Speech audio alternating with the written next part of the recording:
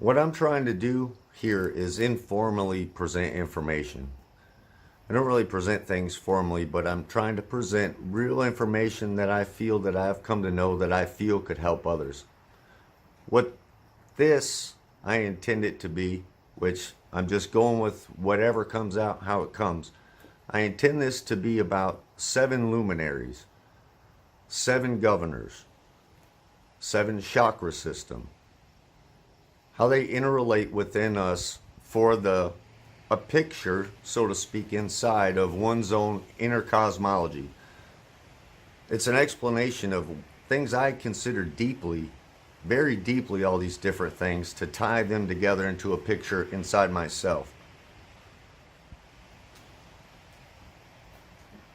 So, what I say very well might not line up with things that you've looked at or considered or feel for yourself. And that's fine. That's cool, because I'm not saying I'm right or correct about anything. What I am trying to convey is that when I took in the trivium and the quadrivium, again, that's 7 steps, so there's another 7. When I took in that method of learning, learned that method of learning and thinking and considering, and I tied all those steps to things as best I could inside myself. That very last one, the 7th one, astronomy, deeper so I would say astrology. The point for me was to get meaning, some kind of meaning from what I saw above me that I could tie into me down here, down below. So it's the as above, so below thing. Another very important 7 to tie in here is the 7 Hermetic principles. So that's something you could look into and look at in nature itself, natural law. So let me get into this. I'll start at the bottom of the spine, or Saturn, the root chakra. For me, it was tying. Now, I'm speaking of these as 7 luminaries, 7 energies. 7 energies above that all operate on their own frequency. And the vibrations they pass to us down here. In our physiology, our bioelectromagnetic physiology can pick up and perceive the vibrations of everything around, down here and up there. Is what I felt inside. So, starting with Saturn at the bottom, Saturn or Satan or Chronos or time or the taskmaster, however you might want to label it, that luminary, that energy, to me, it was the recognition at the bottom, the red, the root chakra, base of my spine. That was my time here. My time in physicality was represented by that. How I chose to spend my time, that's what I had to come to realize I was doing wrong. I was misusing that energy in the incorrect way. So part of this for me during my inner process was the recognition of the misusing of all these energies unknowingly is how I was acting. To me, part of the process was giving back all of the energy I could and all the belief I could and all the different systems I had been taught to think, giving it back to out there as best I could and rebuilding in a correct way. So this is a part of my rebuilding, or explaining it as best I can.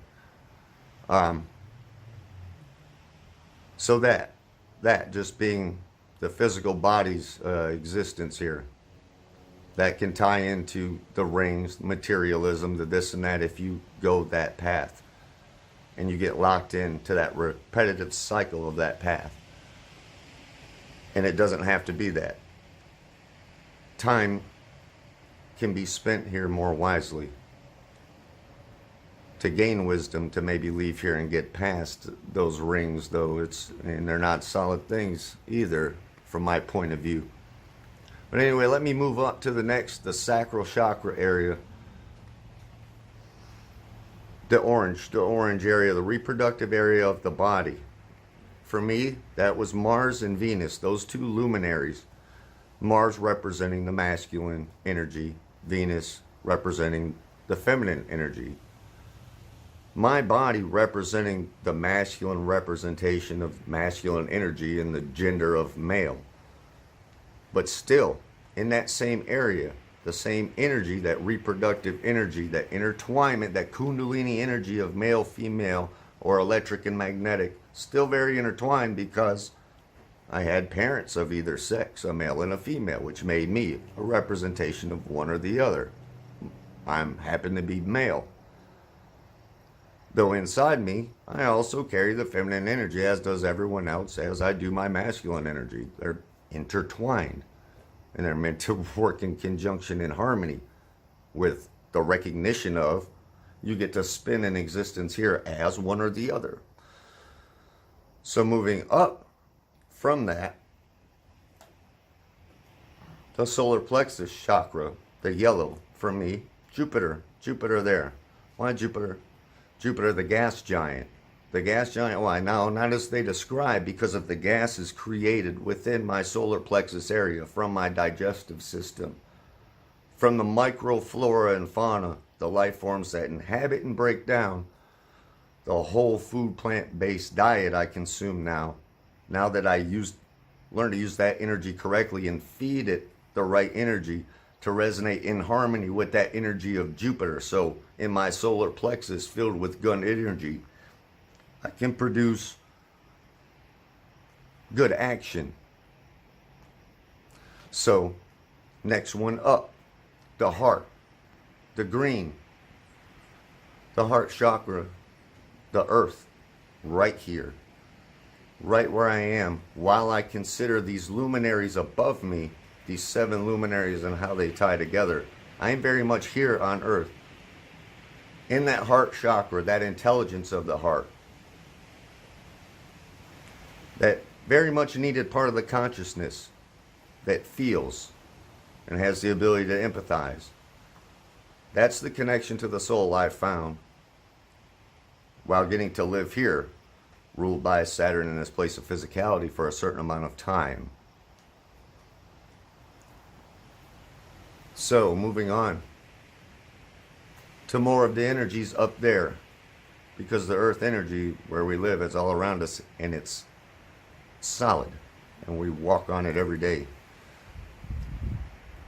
But next up, the throat chakra, Mercury, the messenger.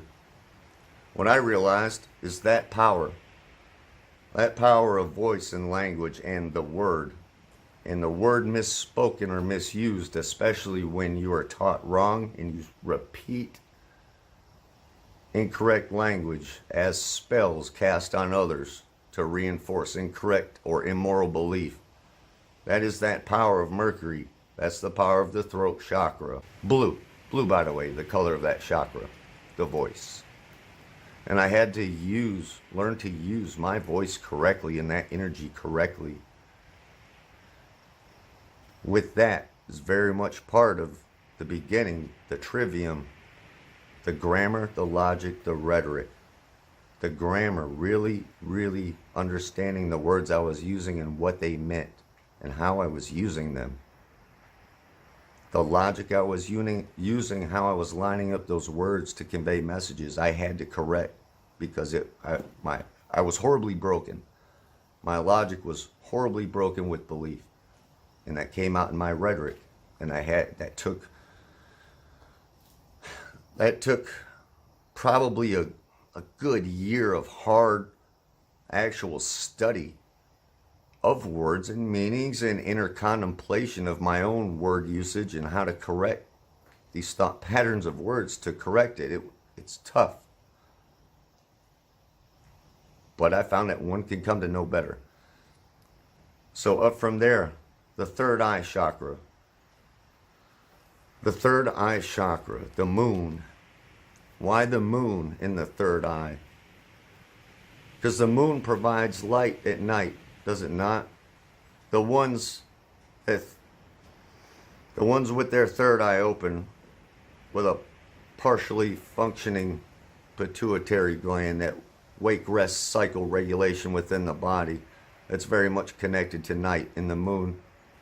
Well, that light can let one see in the dark, and if one has a decalcified Well, see, if one's brain works correctly, that third eye will be open and you will perceive these things and these patterns and things within oneself and then be able to relate it to the out there and see how really all of this and the symbology of all this and the worship of only one aspect or two aspects of this can be used to control entire groups and cults. You'll see how it all ties together and works. That's the importance of that third eye. So the things I'm saying is not to try and lead anyone down a path of false belief. I'm talking about very real energies that affect us all, that are within us all, that was all made up by something more than all these energies than we can perceive. That's what I'm getting at. So yeah, also with that third eye. In the land of the blind, the one-eyed man is king. In this land, the way they've toxified everyone to not be able to use their third eyes, except for a very select few in these cults, the ones that want to be kings, yes, they're playing out their fantasy roles as kings and queens and princes and princesses because others can't see it. They can't see the darkness that is within them. So, in the land of the blind, where the one-eyed man is king, the one-eyed man that has both eyes open can see the one-eyed man that is playing king for the spiritual child he or she is, and see that they're enslaving the populace with their modicum of extra knowledge that they hold so dear and keep from the public. Because the next step up, the last step inside with those 7 chakras is the crown chakra, the sun, the light. That's the understanding and understanding of all these energies intertwined and giving back all that energy to the out there when it was used incorrectly, at least for me, and igniting the true sun of my true energy and connection with creation, whatever that means, however that is labeled. My very real connection and my very real wrong path that I walked because I did not understand energy. I didn't understand the energy frequency vibration and then be able to tie it into physicality here on the ground in the real world to know that, oh, we're all here, right here in this same place. So I'm not trying to lead anyone to a place of out there to different solid planets or different worlds or realms or other dimensions or any of that stuff. I'm trying to say that those very real energies that are the luminaries above us very well may tie very deeply into all of us, much deeper than we were led to realize at the beginning and realize that we were much more. Because when you recognize that, you see why they call the ones out there stars. The stars. It's because they worship whatever star they pick with whatever mythology they got attached to and indoctrinated with to believe. And then they get you to worship them because you look at them as the stars without realizing your very real connection with the stars that rotate above you every single day and night. And know that you can be much more than any of them that you watch and worship. Much, much more and interconnected, and see what it all is for what it truly is. You can see these children for what they truly are, and we can all turn our backs on them and turn our attention away from them. So the psychic vampires cannot continue to draw your energy from you and then use it against you. So, a quick recap, I guess, because I feel I've said enough for now. That feels good to me, however this came out. But the 7 chakras, the 7 governors, the 7 luminaries, 7 virtues, the 7 deadly sins,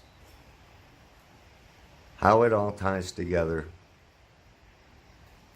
If you can cognitively put that together to make an inner picture of your own cosmology, I would say, then you've completed that last step of the quadrivium, the astrology part, and you've built your own inner cosmology, whatever that looks like.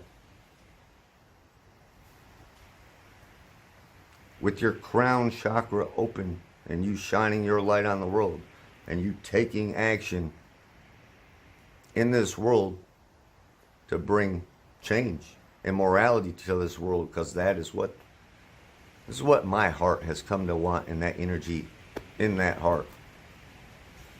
And that's all I try to convey with these videos. So thank you for listening. I appreciate it.